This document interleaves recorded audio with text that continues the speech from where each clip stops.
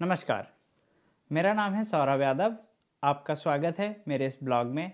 हम सभी को एक मंत्र बचपन से ही दिया जाता है, मेहनत कभी भी व्यर्थ नहीं जाती है।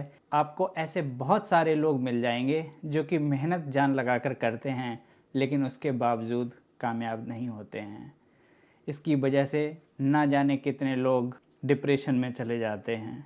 ऐसा क्यों होता है? जब हमें ये बताया जाता है कि मेहनत जान लगा कर करें, लेकिन इस चीज़ को बहुत ज़्यादा डिटेल में नहीं बताया जाता है कि मेहनत किस चीज़ पे करें, इस चीज़ को कैसे फिगर आउट करें, इस चीज़ को हम कैसे पहचानें कि हमें मेहनत किस चीज़ पे करनी है। इस वजह से आप देखते हैं कि बहुत सारे हमारे समाज में ऐसे लोग हैं जो कि मेहनत करने के बावजूद भी सफल नहीं होते हैं। जैसे कि मैं कुछ उदाहरण देता हूँ। कुछ विद्यार्थी IAS PCS की तैयारी करते हैं। ये तो बहुत बड़े एग्ज़ाम्स हैं, छोटे छोटे एग्ज़ाम्स की तैयारी भी करते हैं, फिर भी सफल नहीं होते हैं। इसका क्या कारण है? क्या वो मेहनत नहीं करते हैं?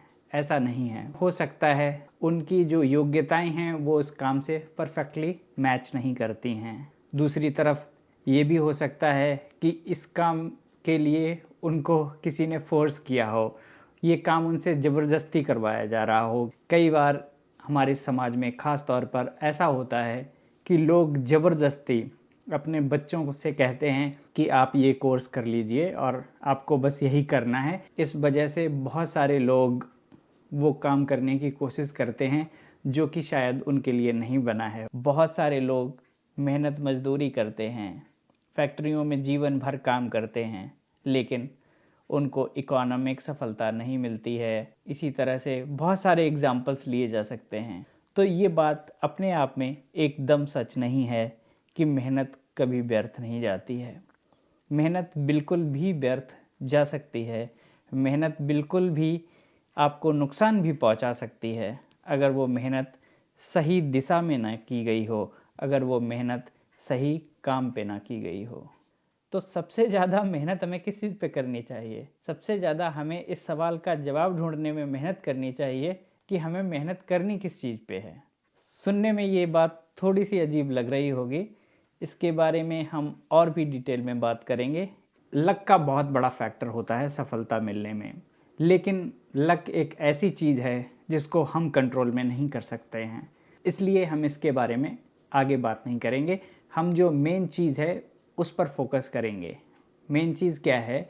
सही चीज़ का चुनाव करना, अपने लिए परफेक्ट मैच ढूंढना कि मेरी योग्यताओं से क्या मैच करता है। हम उसको स्टेप वाइज तरीके से कैसे करें, कैसे फिगर आउट करें कि मेरी योग्यताएं क्या हैं, कैसे फिगर आउट करें कि हम आगे कैसे बढ़ेंगे उस क्षेत्र में। मैं आपको एक एग्जांपल देकर समझाता हूँ।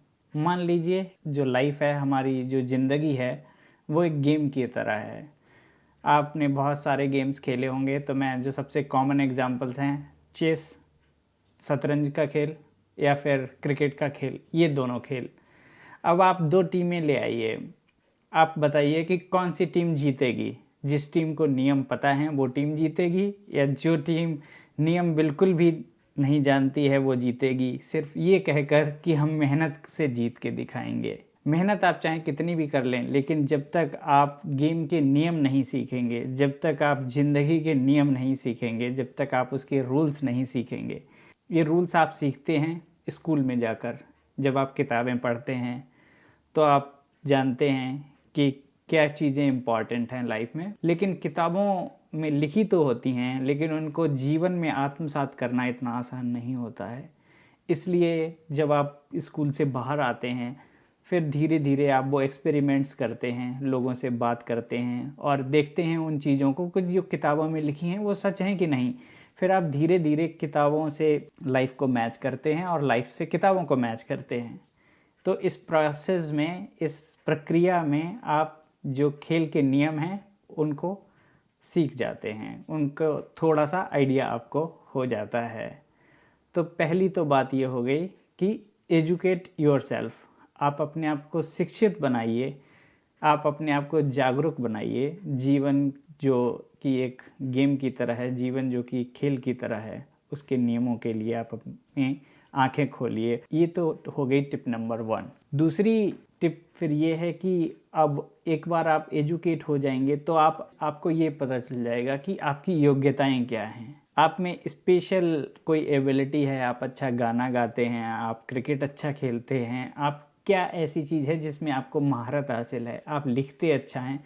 कुछ ना कुछ हर इंसान के साथ ज़रूर होता है कि एक्स्ट्रा ऑर्डिनरी एबिलिटी किसी न किसी चीज़ में होती है। अगर कोई बहुत बड़ी स्पेसिफिक एबिलिटी आप में नहीं है तो जो सबसे खतरनाक चीज़, जो सबसे बड़ी एबिलिटी होती है वो है कॉम्बिनेशन ऑफ डिफरेंट स्किल्स। बहुत सारी योग्यताएं हैं, उनका एक स्पेसिफिक मात्रा में कॉम्बिनेशन। जैसे कि आपकी योग्यता है कि आप सुनते अच्छा हैं, इस तरह की योग्यता आजकल बहुत ज़्यादा वैल्यूएबल है क्योंकि हर किसी के पास ओपिनियंस हैं और सुनना कोई नहीं चाहता।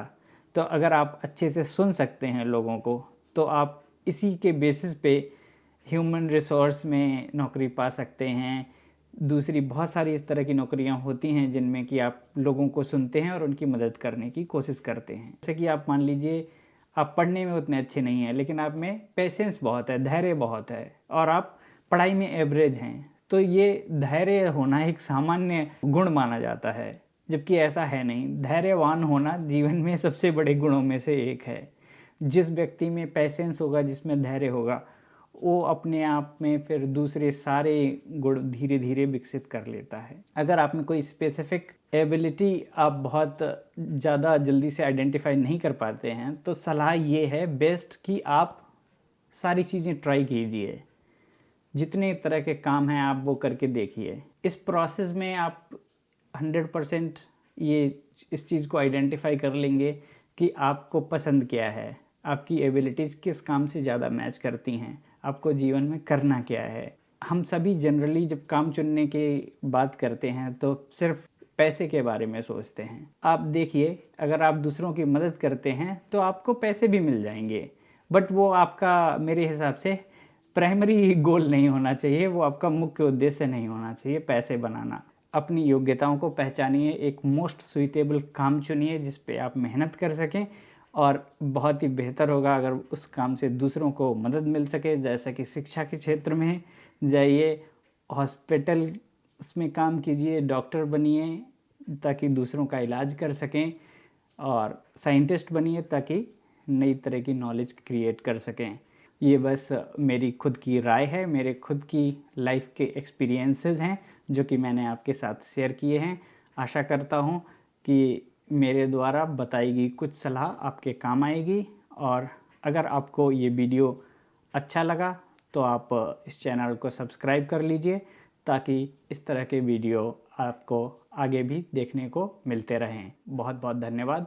Thank you very much. Have a nice day.